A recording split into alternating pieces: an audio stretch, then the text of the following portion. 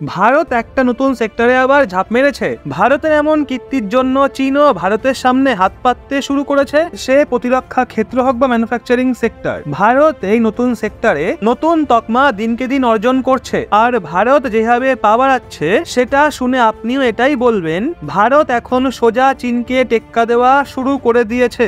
আর ভালো ব্যাপার হলো এখনো পর্যন্ত ইউরোপ এবং আমেরিকার মতো দেশই ম্যাক্সিমাম ভারতের ওপর ডিপেন্ডেন্ট ছিল, কিন্তু এখন এতে বিশ্বের দ্বিতীয় সবচেয়ে বড় ইকোনমি বলে মনে করা এশিয়ার চীনও সামিল হয়ে গেছে। সদ্যই জারি করা লেটেস্ট খবরকে দেখা হলে ভারতের বিখ্যাত কনস্ট্রাকশন অ্যান্ড ম্যানুফ্যাকচারিং কোম্পানি এল&টি মানে লার্জেন অ্যান্ড টুব্রো চীনের একটা এমন প্রজেক্টকে কমপ্লিট করে ফেলেছে যেই নিয়ে চর্চা বিশ্ব জুড়ে হচ্ছে।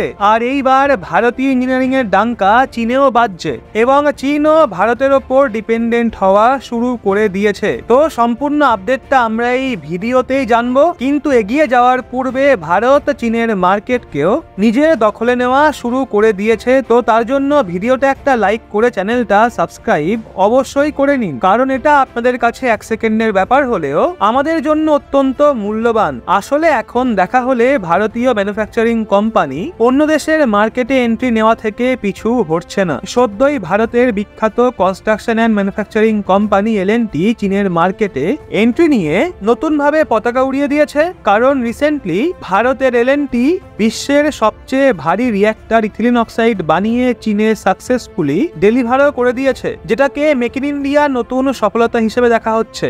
আর এটা বৃদ্ধিপ্রাপ্ত ভারতীয় ইঞ্জিনিয়ারিং এর নতুন নমুনা। আপনাদের বলে দিই যে রিঅ্যাক্টর ভারতের এল&টি দ্বারা চীনে পাঠানো হয়েছে সেটা কোনো ছোটখাটো নয়, বরং বিশ্বের সবচেয়ে ভারী রিঅ্যাক্টর হওয়ার সঙ্গে সঙ্গে ভারতের কেমিক্যাল ইন্ডাস্ট্রির গত 160 বছরের ইতিহাসে সবচেয়ে বড় রিঅ্যাক্টরের মধ্যে একটি। আপনাদের বলে দিয়ে এই রিঅ্যাক্টর পেট্রোকেমিক্যাল প্ল্যান্টের জন্য সবচাইতে গুরুত্বপূর্ণ কম্পোনেন্ট, কারণ রিঅ্যাক্টর ছাড়া কোনো পেট্রোকেমিক্যাল প্ল্যান্টকে অপারেট করা যায় না। যে কোনো পেট্রোকেমিক্যাল প্ল্যান্টের জন্য এই রিঅ্যাক্টর ভীষণই উপযোগী হয়। কিন্তু আপনাদের জন্য এটাও জানা জরুরি ভারতের লার্জেন অ্যান্ড টুব্রো যে ইথিলিন অক্সাইড রিঅ্যাক্টরকে তৈরি করে চীনে পাঠিয়েছে সেটা বিশ্বের সবথেকে ভারী রিঅ্যাক্টর। আর এই রিঅ্যাক্টরকে এল&টির হেভি ইঞ্জিনিয়ারিং শাখা কেমিক্যালের মামলায় বিখ্যাত বিএসএফ এর অধীনে চলা প্রজেক্টে তৈরি করেছে। আর আপনাদের বলে দিই এটা ভারতের জন্য ভালো পদক্ষেপ এই জন্য মনে করা হচ্ছে কারণ ভারতের প্রাইভেট সেক্টর কোম্পানি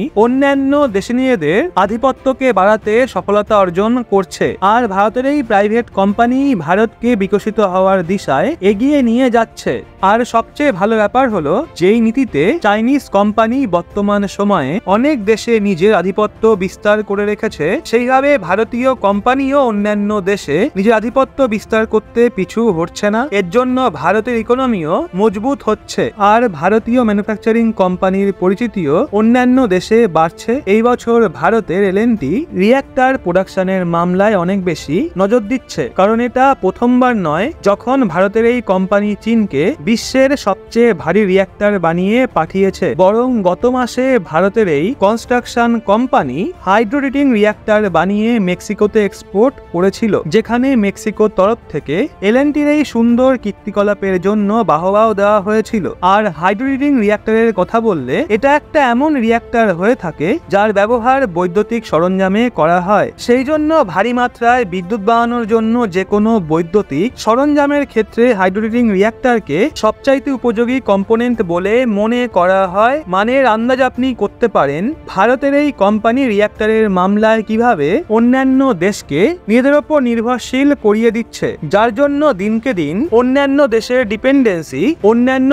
ডিপেন্ডেন্সি ভারতের ওপর বেড়ে যাচ্ছে, আর ভারত আত্মনির্ভরতার দিকে আরো এগিয়ে চলেছে। আপাতত ভারতের লার্জেন অ্যান্ড টুব্রো চীনকে যে রিঅ্যাক্টর এক্সপোর্ট করেছে তার বিশেষত্বের কথা বলা হলে হেভি ইঞ্জিনিয়ারিং ভার্টিকাল চীনে প্রসিদ্ধ রাসায়নিক বিখ্যাত বিএসএফ এর একটা প্রয়োজনার জন্য দুটো বিশাল ইথিলিন অক্সাইড রিঅ্যাক্টর পাঠিয়েছে। রিঅ্যাক্টরকে গুজরাটের হাজিরাতে এল&টির এম নায়াক হেভি ইঞ্জিনিয়ারিং কমপ্লেক্স থেকে পাঠানো হয়। 1136 মেট্রিক টন ওজন সম্পন্ন এই রিঅ্যাক্টর বিএসএফ এর প্রযুক্তিভিত্তিক বিশ্বের সবচেয়ে ভারী রিঅ্যাক্টর। আর অবাক করা বিষয় হলো এই রিঅ্যাক্টরের নির্মাণ হাইটেক ইঞ্জিনিয়ারিং উৎপাদন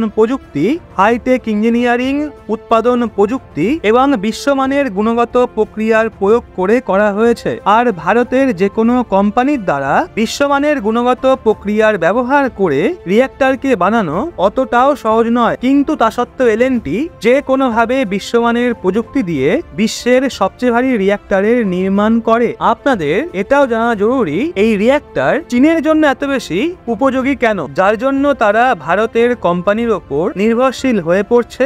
আসলে চীন যেইভাবে পেট্রোকেমিক্যাল ইন্ডাস্ট্রিতে নিজের পা বাড়াচ্ছে, সেভাবে ইথিলিন অক্সাইডের মতো ভারী রিঅ্যাক্টরের প্রয়োজন বেড়ে যাচ্ছে। আর এই রিঅ্যাক্টরের জন্য ভারত ছাড়া অন্য কোনো দেশের ওপর চীন ডিপেন্ডেন্ট হতে চায় না, কারণ চীনের ভারতের প্রোডাক্ট কোয়ালিটির আন্দাজ হয়ে গেছে। আপাতত যদি আপনি একটু নজর দিয়ে থাকেন তো দেখবেন ট্রান্সপোর্টেশন অ্যান্ড অর্গানাইজেশন দ্রুতগতিতে বাড়ছে, যার জন্য ডিজেল পেট্রোলের ব্যবহারও বাড়ছে। সেই জন্য ভারত ওই সমস্ত দেশগুলোকে নিজের ওপর নির্ভর করার জন্য বাধ্য করাচ্ছে যারা পেট্রোকেমিক্যাল ইন্ডাস্ট্রিকে বাড়াচ্ছে। এবং ভারতের রণনীতি কার্যকরী প্রমাণিত হচ্ছে, কারণ যেই দেশ রিঅ্যাক্টরের জন্য ভারতের ওপর ডিপেন্ডেন্ট হয়ে পড়বে তার অন্য দেশের দিকে ঘোরা অসম্ভব। আর বিশেষ করে চীনের মতো দেশকে তো ভারতের ওপর নির্ভরশীল হওয়ার প্রয়োজন এই জন্য বেড়ে গেছে, কেননা সদ্যই একটা খবর বেরিয়ে এসেছিল যে চীন ইউএস কে ওভারটেক করে ভারতের সবচেয়ে বড় ট্রেড পার্টনার হয়ে গেছে, যেখানে বিগত এক বছরের মধ্যে